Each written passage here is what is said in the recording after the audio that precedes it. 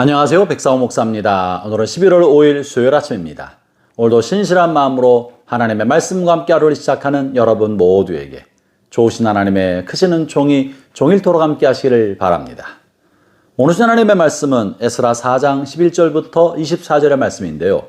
오늘 본문에는 유다 백성들과 베냐민 백성들이 예루살렘에서 성전을 건축하고 짓고 있을 때 이것을 방해하는 북이스라엘과 이방인들이 혼합된 혼혈민족들의 이 방해를 보았었는데요. 어제 보았었는데 그 이후에 벌어진 사건들을 계속 다루고 있습니다.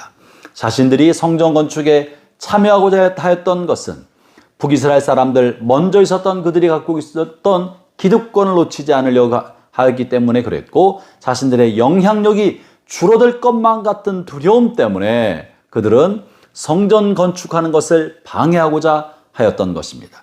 그래서 뇌물을 주고 페르시아 관리들에게 뇌물을 주어서 성전 건축을 방해하는 일을 지속적으로 집요하게 해왔던 것입니다.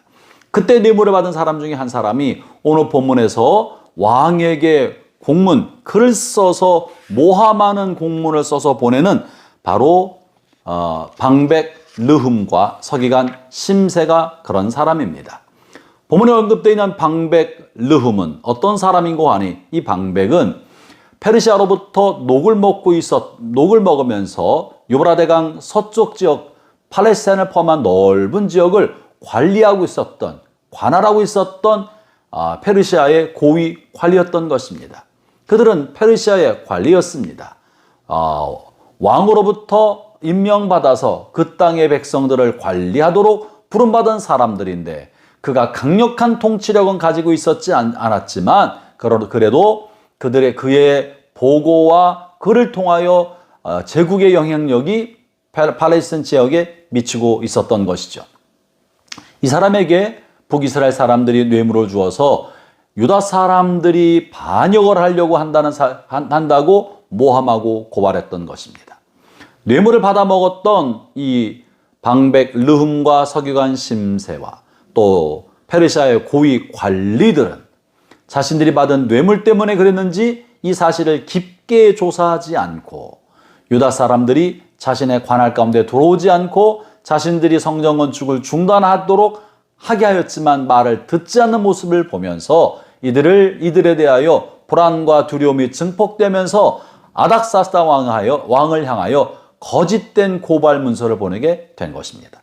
오늘 본문은 이 방백 르흠과 서기관 심사가 보낸 거짓된 내용을 담고 있는 고발문입니다. 거기 어떤 내용을 올렸습니까? 본문 12절이 그런 내용인데요. 이렇게 표현합니다. 왕에게 아뢰나이다.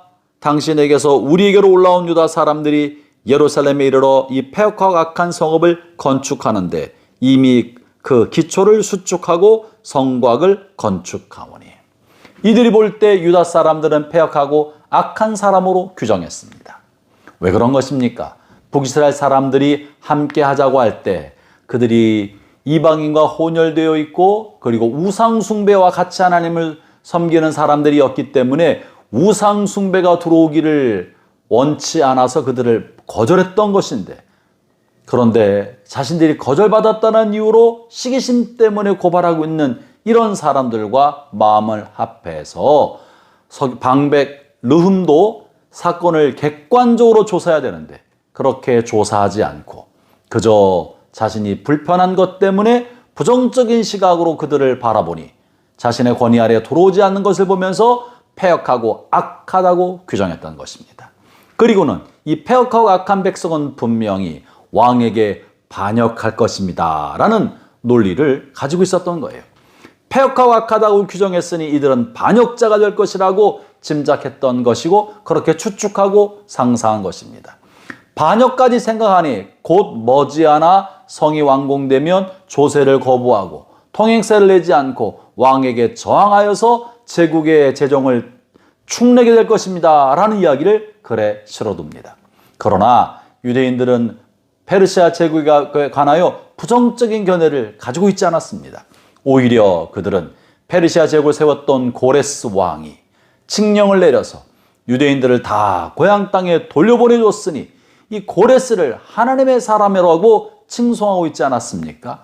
그렇기 때문에 그들은 페르시아에 대해서 부정적인 생각을 하거나 저항하거나 독립하려는 마음을 갖지 않고 오직 하나님의 인도하심을 따라 이곳까지 왔으니 우리가 이제 다시는 우상을 섬기지 아니하고 하나님만 섬기자. 그래서 하나님께 예배드리기 위한 성전을 짓자. 오직 이것만 생각했는데 그럼에도 불구하고 방백 르훔은 그들을 오해하였고 이 오해의 기초는 뇌물이며 그 기초는 시기고 질투고 그리고 자신의 영향력 안에 들어오지 않는 것에 대한 긴장감이고 그리고 유다 백성들의 세력이 커질 것에 대한 두려움 때문에 그들을 오해했던 것이고 이 오해는 마침내 거짓된 상상력을 만들고 거짓된 상상력은 그들에 관한 부정적인 고발, 부정적인 소문을 만들게 하고 말았던 것입니다. 마침내 이런 이야기를 들었던 아닥사스다 왕은 어떤 결정을 내립니까?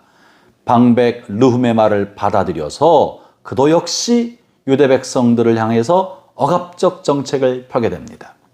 아닥사스다 왕의 선조인 고레스는 궁전에 왕궁에 있었던 금은 보화를 내놓고 그 옛날 솔로몬의 성전에서 가져왔던 금과 기물들을 돌려주면서 그것을 가지고 하나님을 위한 성전을 지으라고 하였건만 그의 자손이었던 아닥사스다 왕은 오히려 선조의 이 칙령을 무시하고 성전 건축을 중단하게 하는 조서를 내려보냅니다. 21절이 그 말씀입니다.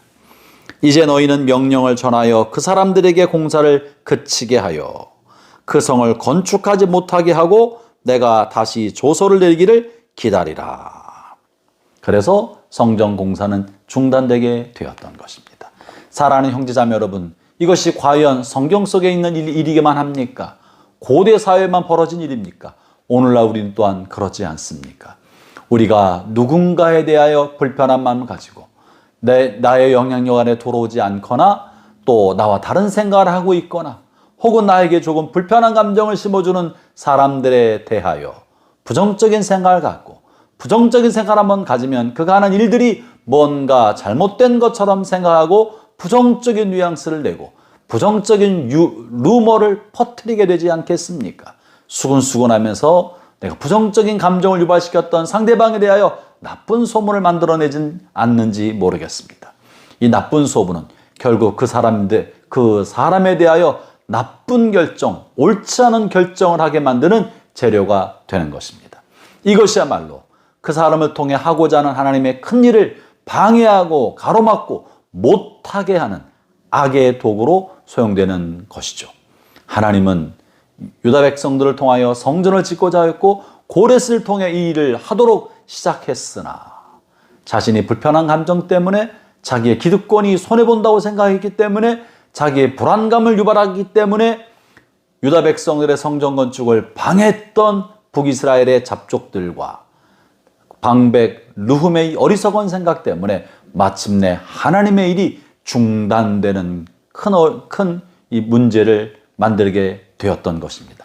형제자매 여러분, 여러분 주변에 또 무언가 하는 누군가가 여러분의 마음에 불편하게 만들 때 여러분의 감정적 입장으로 대할 것이 아니라 그 사람을 통해 하나님이 하실 일 있는 것을 알고 지지해주고 믿어주고 하나님의 일하심을 기다리며 겸손히 다른 사람을 통해 일하신 하나님의 손길을 인정하는 겸손을 갖는 모든 성도들 되시기를 바랍니다. 기도하겠습니다.